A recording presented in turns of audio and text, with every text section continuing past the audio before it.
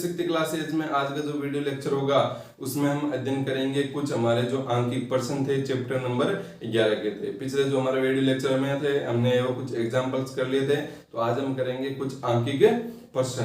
तो चलो देखो आंकिक प्रश्न हम करते हैं। तो सबसे पहला जो आपका आंकिक प्रश्न है पाठ्य पुस्तक का आंकिक प्रश्न है, तो वो करते हैं। आपको अपने पास में जो भी बुक है या जो भी आपके पास में बुक की पीडीएफ है वो आपको खोल के रखनी है। मैं केवल क्वेश्चन पढ़ूंगा आपको, ठीक है, आपको वहां से देख लेना है। तो क्या है, देखो एक इलेक्ट्रॉन, हमारे पास में एक इलेक्ट्रॉन है। इलेक्ट्रॉन 1.2 इंटू 10⁻⁶ मीटर प्रति सेकंड के वेग से गतिमान है। क्या दे रखा है आपको, सबसे पहले ये देखा करो कि आपको दे क्या रखा है, ठीक है। क्योंकि आपके जितने भी लगभग जितने भी आंकिक प्रश्न आएंगे, जितने भी आएंगे वो सारे फॉर्मूला बेस्ड होंगे। मतलब आपको सीधे फॉर्मूले के अंदर मान रखना है, बस फॉर्मूला पता रखना है आपको, ठीक है। तो फॉर्मूले के अंदर मान रखना है, तो फॉर्मूले के अंदर मान रखने के लिए आपको जो भी मान है, जो भी वी के होगी, ए के मान होगी, जो भी मान है वो आपको रखने होते हैं। तो इसलिए आप यहाँ पर देखा करो सबसे पहले कि आपको देख क्या क्या रखा है। तो उसने बोला क्लियरली क्या देख रखा है, वेग से गतिमान, मतलब वी दे रखा है। तो यहाँ पर आप क्या लिखोगे, v बराबर आपको दे रखा है 1.2 इंटू 10⁻⁶ मीटर प्रति सेकंड। मीटर प्रति सेकंड मतलब सही मात्रक है, कोई बात नहीं।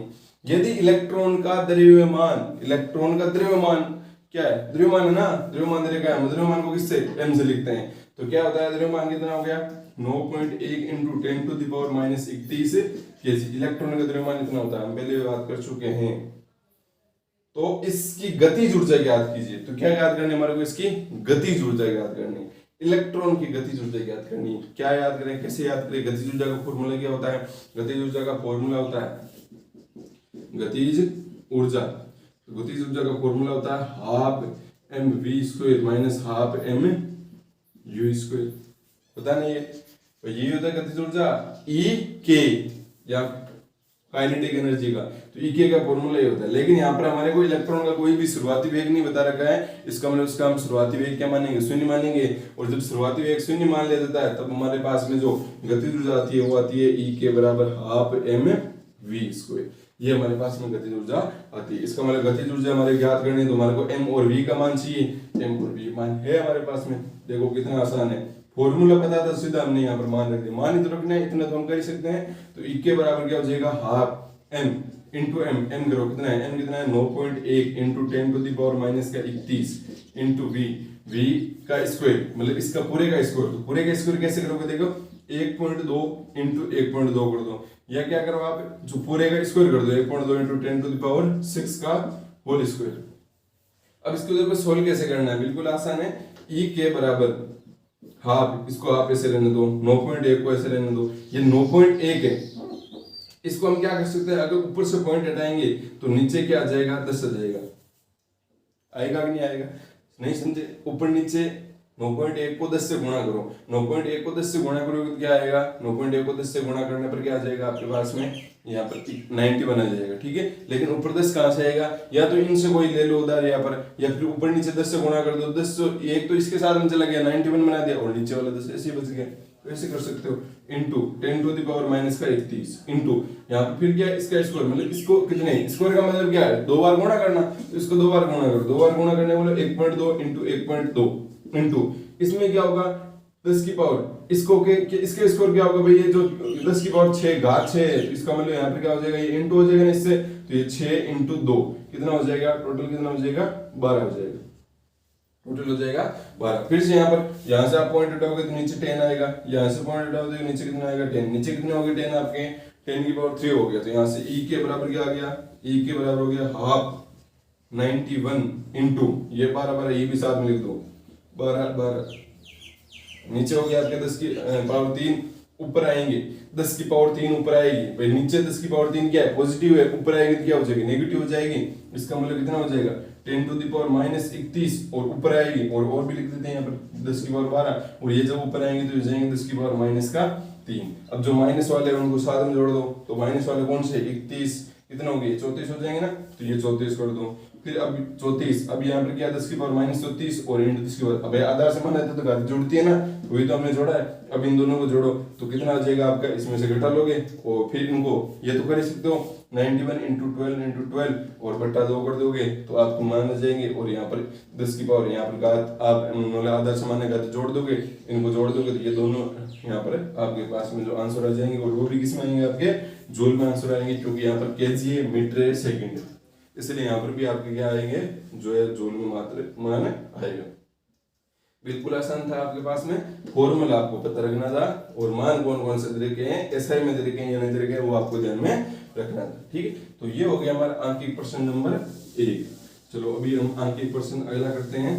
तो आपको भी क्या करते जाना है, जो चैप्टर नंबर 10 है, चैप्टर नंबर 10 है तो उसके भी आपको आंकिक प्रश्न करते रहना है, करेंगे भी उसके भी, लेकिन आपको करते रहना है, इसके भी आंकिक प्रश्न करना है। आंकिक प्रश्न करने के लिए सबसे मेन बात होती है कि आपकी थ्योरी कंप्लीट होनी चाहिए। अगर आपकी थ्योरी कंप्लीट होगी तो आप कहीं पर भी आंकिक प्रश्न में कहीं पर भी नहीं अटकोगे।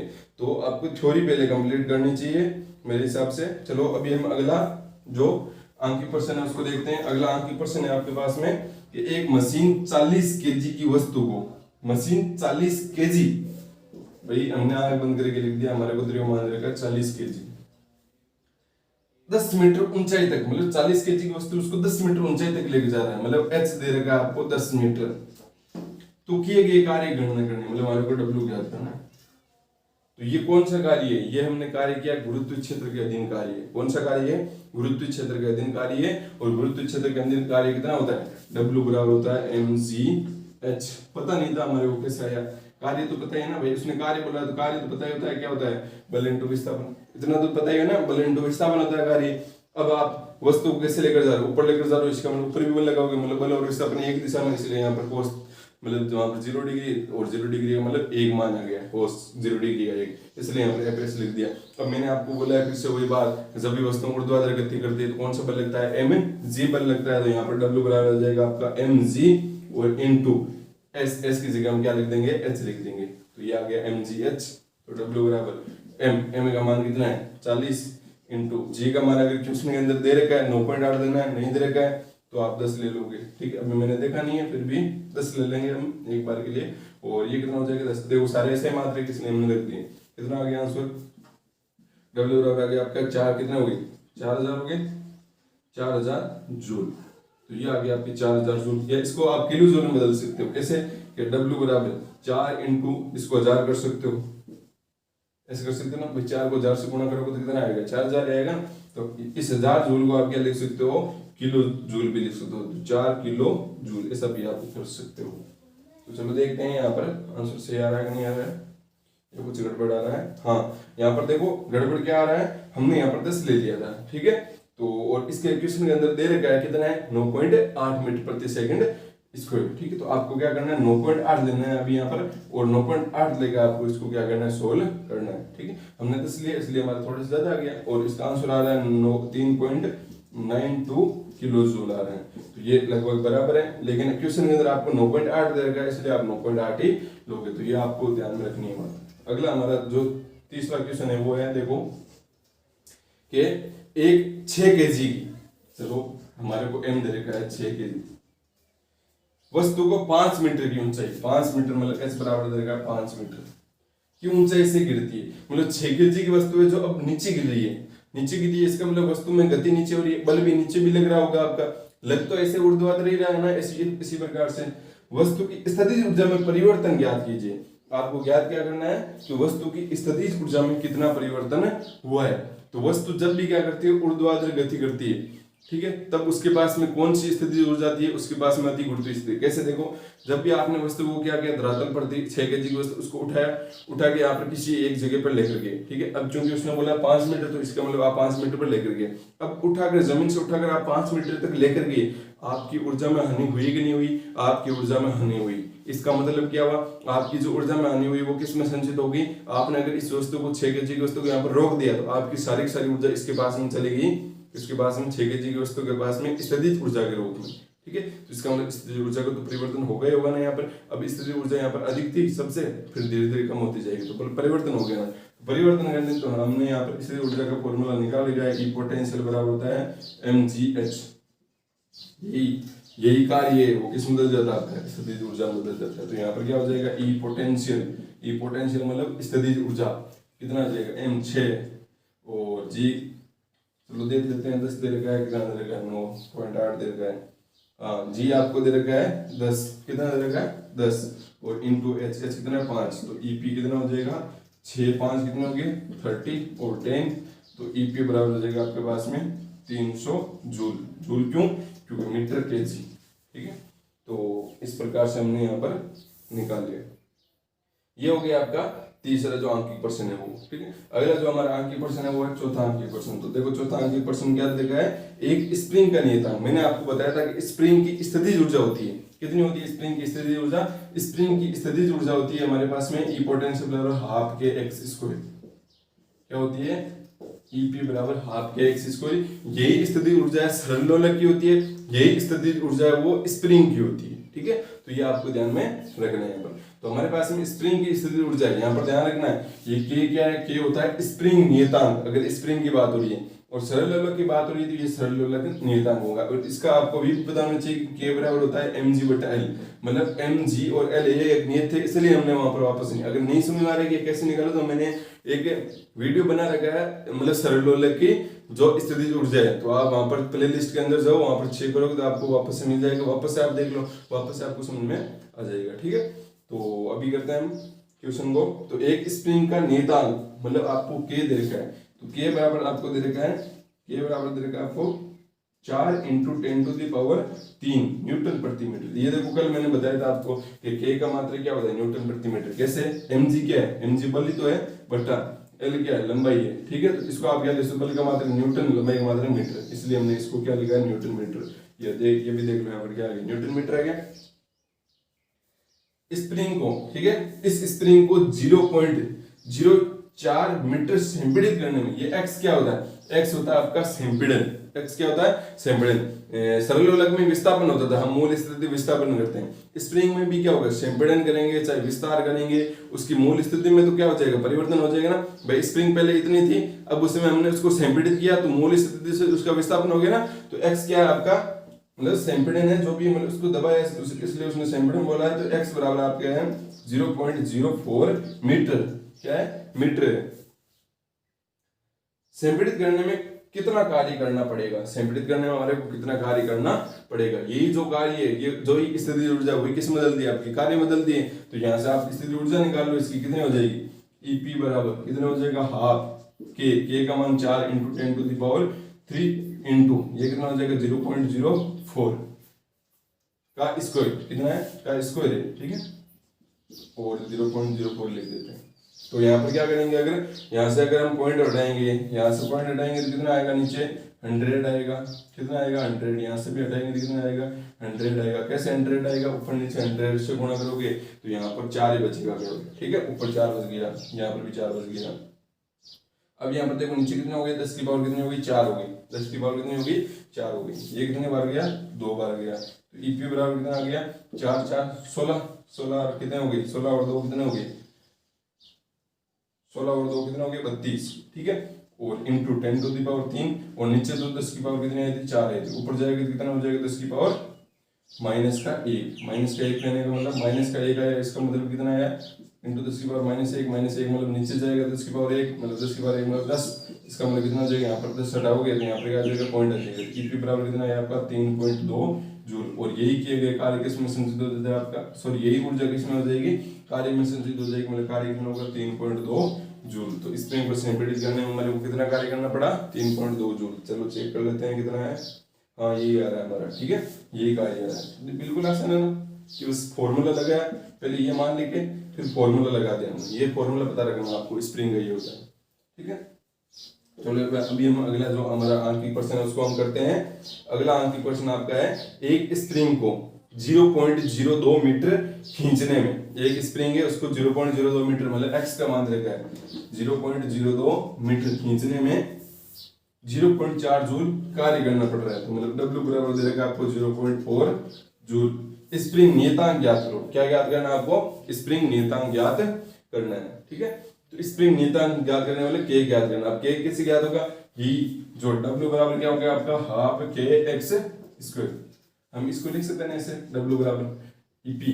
ईपी क्या है? आपकी स्थितिज ऊर्जा है, ऊर्जा किस में बदलती है, कार्य में, और कार्य किस में बदलता है, ऊर्जा में बदलता है। इसका मतलब यहाँ पर क्या आएगा, हम इसको W लिख सकते हैं। तो W बराबर हो जाएगा हाफ के एक्स स्क्वायर, तो W बराबर हाफ इंटू के तो हमारे को ज्ञात करना है और x का मान हमारे पास में है, तो इसको थोड़ा सा लिख लेते हैं, k को एक साइड में रहने देते हैं और 2 को एक साइड भेज दो तो 2W अपॉन नीचे क्या आ जाएगा x स्क्वायर बराबर क्या हो जाएगा k, तो k बराबर आपके पास में क्या आ गया 2 इंटू W का मान को 0.4 और अपॉन x स्क्वायर मतलब 0.02 इंटू 0.02, 2 बार क्यों गया, क्योंकि नीचे क्या है स्क्वायर क्या है हमारे पास में, इसको यहाँ से पॉइंट हटाओगे तो ऊपर आ जाएगा आपकी 10 की पावर 4 आएगी ना, 100 कितना हो गया 10 की पावर 4 हो गया, यहाँ से पॉइंट हटाओगे तो नीचे आ जाएगा आपका 10।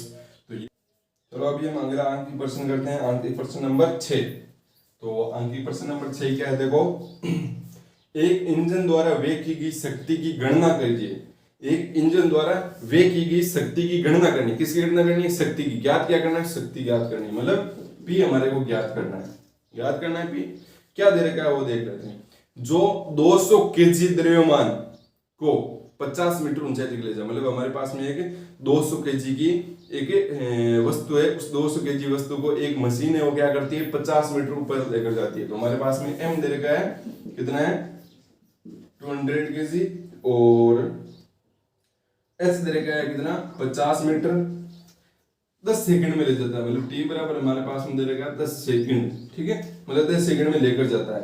तो शक्ति गणना हमारे करनी है और g का मान दे रखा है 10 मीटर प्रति सेकंड स्क्वायर, g का मान कितना दे रखा है 10 मीटर प्रति सेकंड स्क्वायर। क्वेश्चन के अंदर 9.8 दे रखा है तो 9.8 लोगे आप, ठीक है, 10 नहीं लोगे। तो हमारे ज्ञात क्या करनी है, शक्ति ज्ञात करनी है। अब हमें शक्ति का फॉर्मूला पता है, P बराबर होता है W अपॉन T, होता है ना W अपॉन T, वही इसके बारे में हम उदाहरण भी कर चुके हैं कि जब वस्तु को हम ऊपर लेकर जाएंगे तो वहां पर कार्य करना पड़ेगा, कार्य तो कैसे निकालो कार्य, अब आपको सीधा यहाँ पर कोई कार्य दे नहीं रखा है तो कार्य कैसे निकालोगे, कार्य होता है आपका बल इंटू विस्थापन। अब यहाँ पर वो स्प्रिंग वाला नहीं लगाना है कि स्प्रिंग वाला लगा दो, यहाँ पर स्प्रिंग की बात हो रही है नहीं बात हो रही, तो यहाँ पर आप W बराबर हाफ के एक्स स्क्वायर नहीं लगाओगे, W बराबर F इंटू एस लगाओगे। और चूंकि वस्तु को ऊपर लेकर जा रहे हैं तो इसका मतलब विस्थापन और बल एक ही दिशा में, इसलिए यहाँ पर cos 0 मतलब 1 मान हो गया। तो बल ऊपर की तरफ बल कौन सा लगता है, mg लगता है और s की जगह क्या आ जाएगा h अपॉन t। तो p बराबर आ जाएगा m का मान देखो कितना है 200 इंटू g का मान 10 दे रखा है और s का मान 50, t का मान देखो 10 सेकंड, और सारे ऐसे मात्रा के, इसलिए मेरे को बदलने की कोई आवश्यकता नहीं पड़ी। तो 10 से तो 10 क्या हो गया, कैंसिल हो गया, ये कितना हो जाएगा 2 10 और 10 हो गया, 1 2 3 2 3, ठीक है। तो 10,000 वोल्ट आया, कितना आया 10,000 वोल्ट आया। अब इसको हम किलो वोल्ट में बदल सकते हैं, 10 इंटू 1000 करोगे तो इसको हम लिख देंगे 10 किलो वोल्ट। भाई ये जो 3 जूल है और ये क्या हो जाएगा आपका किलो वोल्ट हो जाएगा, ठीक है। तो इस प्रकार से हमारे पास में शक्ति आ गई 10 किलो वोल्ट। चलो चेक कर लेते हैं क्या ये आंसर आ रहा है, ये नहीं आ रहा है, 10 किलो वोल्ट आ रहा है, ठीक है, तो सही है 10 किलो वोल्ट आ रहा है, तो हमारा आंसर है वो क्या है राइट। चलो अभी हम अगला जो अंक की क्वेश्चन है वो करते हैं। अगले अंक की क्वेश्चन में आपको थोड़ा सा दिमाग लगाना पड़ेगा क्या, देखो अभी बताएंगे आपको, 7वां क्वेश्चन है वो, उसको अच्छे से पढ़ना है। एक घर में 5 युक्तियां, क्या है 5 युक्तियां, युक्तियां मतलब 5 उपकरण है, एक घर के अंदर 5 उपकरण है बिजली से चलने वाले, किससे चलने वाले, बिजली से चलने वाले, प्रतिदिन 10 घंटे तक उपयोग में लेते हैं उनको। कितने घंटे तक उपयोग में लेते हैं, 10 घंटे तक उपयोग में लेते हैं सबको। यदि इनमें से 2 युक्तियां 200 वोल्ट की, यदि इनमें से 2 युक्तियां 200 वोल्ट की, अब यहां पर कंफ्यूजन बात होती है, क्या होती है कि इनमें से 2 युक्तियां 200 वोल्ट की है, कहने का मतलब हम ये बोल सकते हैं कि 2 युक्तियां अगर 200 वोल्ट की है, 2 युक्तियां 200 वोल्ट की है, तो इसका मतलब एक युक्ति 100 वोल्ट की होगी, तभी 2 युक्तियां कितनी हुई 200 वोल्ट की हुई। तो इस क्वेश्चन में थोड़ी सी प्रॉब्लम है, आपको अच्छे से समझना है, ठीक है। इस क्वेश्चन के अंदर ऐसा किया गया है कि जो 2 युक्तियां 200 वोल्ट की है, उसका कहने का मतलब एक जो युक्ति है वो 200 वोल्ट की है, दूसरी भी कितनी युक्ति है 200 वोल्ट की है। युक्तियां कितनी है टोटल हमारे पास में 5 है। उसने बोला है कि 2 युक्तियां 200 वोल्ट की, 2 युक्तियां 200 वोल्ट की, उसने बोला है 2 जो युक्तियां हैं मतलब 2 ऐसा समझो 2 उपकरण 200 वोल्ट के हैं, 2 उपकरण 200 वोल्ट के हैं। तो इससे क्या मतलब निकलेगा कि 2 उपकरण अगर 200 वोल्ट के, इसका मतलब एक उपकरण कितने का है एक उपकरण है 100 वोल्ट का, कितना है 100 वोल्ट का। लेकिन क्वेश्चन के अंदर क्या लिखा है, क्वेश्चन के अंदर मतलब जो आंसर आएगा तो उसके अंदर कर रखा है कि भाई दोनों जो है मतलब 200 वोल्ट, दो उपकरण 200 वोल्ट के, इसका मतलब एक उपकरण 200 वोल्ट का बोला है, तो मतलब टोटल कितने वोल्ट हो जाएंगे 2 × 200 मतलब कितने हो जाएंगे 400 वोल्ट, कितने हो जाएंगे 400 वोल्ट, मतलब दो उपकरण है वो टोटल 400 वोल्ट के। ऐसा क्वेश्चन मतलब कर रखा है, आपका आंसर आएगा ना वो ऐसा आ जाएगा, ठीक है। तीन युक्तियां 400 वोल्ट की है, कितनी युक्तियां हैं वो 400 वोल्ट की है, तीन युक्तियां वो क्या आपकी 400 वोल्ट की है, ठीक है। तो आपको करना क्या है, किस प्रकार से आपको करना है, तो आपको देखो क्वेश्चन के अंदर आ रखा होगा, तो जैसे इसने बोला कि दो युक्तियां 200 वोल्ट की है, इसका मतलब आप 2 को गुणा करोगे 200 से, और तीन युक्तियां आपकी 400 वोल्ट की, इसका मतलब आप 3 को गुणा करोगे 400 से, ठीक है। आपको ऐसा नहीं करना है कि टोटल आपकी वोट कितने हो गए, आप ऐसे बोलोगे कितने हो जाएंगे, दो युक्तियां आपकी 200 वोट की, तीन युक्तियां 400 वोट की, टोटल वोट कितने हो गई भाई, टोटल 5 उपकरण है तो कितने हो गए टोटल वोट 200 और 400 कितने हो गए 600 वोट हो गई। आप ऐसे करोगे ना, लेकिन ऐसा नहीं करना है आपको, ठीक है, ध्यान में रखना है। यहाँ पर क्या करना है आपको कि तीन युक्तियां 400 वोट की, मतलब 3 × 400 करोगे कितना हो जाएगा 4 × 12 मतलब 1200 वोट हो गई, और ये कितना हो गए 400 वोट, मतलब टोटल वोट कितना आपके 1600 वोट हो गए, कितने वोट हो गए 1600 वोट हो गई। तो आपको ऐसे करना है, ठीक है। क्वेश्चन जब आएगा ना, जब यहाँ पर भी वहां पर सही क्वेश्चन आपको दिया जाएगा, तो आपको कंफ्यूज होने की जरूरत नहीं है। तो 5 युक्तियां थी जो प्रतिदिन मतलब टी बराबर हमारे को दे रखा 10 और, ठीक है।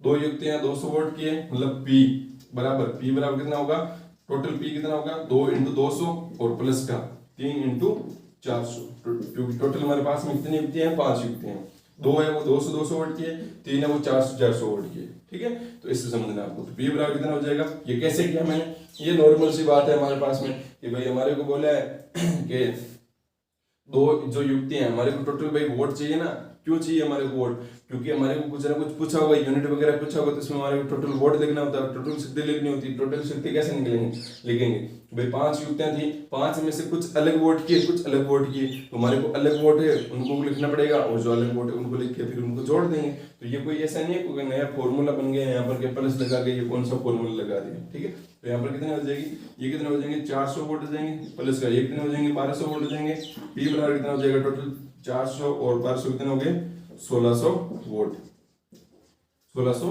वोट। अब आगे देखो क्या है, तो इनके द्वारा एक दिन में व्यय की गई ऊर्जा विद्युत यूनिटों में ज्ञात कीजिए। तो आपको क्या ज्ञात करनी है, यूनिट ज्ञात करना है एक दिन के अंदर व्यय किया गया, मतलब डी बराबर आपको एक दिन दे रखा है, ठीक है। तो देखते हैं यहाँ पर, तो यूनिट क्या होता है, यूनिट का फॉर्मूला क्या होता है, यूनिट बराबर होता है PhD/1000, PhD/1000, ठीक है। तो पी क्या है, कितना है आपका 1600 वोट, इंटू एच कितना है, एच आपका 10 आवर्स, इंटू डी मतलब डी कितने एक दिन है, ठीक है, और बट्टा क्या हो जाएगा 1000 हो जाएगा। तो यहाँ पर देखो ये कैंसिल हो गया, ये 2 0 कैंसिल हो गया, मतलब कितना आ गया आपका 16 यूनिट, कितना आ रहे हैं यूनिट आपके 16 यूनिट। अब देखो क्वेश्चन के अंदर आपके 16 मतलब जब आंसर देखोगे ना तो कितने आएंगे आपके आंसर 16 यूनिट आ रहे हैं, कितने आ रहे हैं 16 यूनिट। तो आपको ऐसे करना है, ठीक है। तो इसमें आपको कंफ्यूजन नहीं होना है, क्वेश्चन की प्रॉब्लम है आपकी प्रॉब्लम नहीं है, आपको तो पता ही है कैसे करना है। तो जो आज का वीडियो लेक्चर होगा उसमें हम इतने ही आंकिक प्रश्न करेंगे, अगला हमारा वीडियो लेक्चर आएगा उसमें हम आगे के जो आंकिक प्रश्न उनको करेंगे।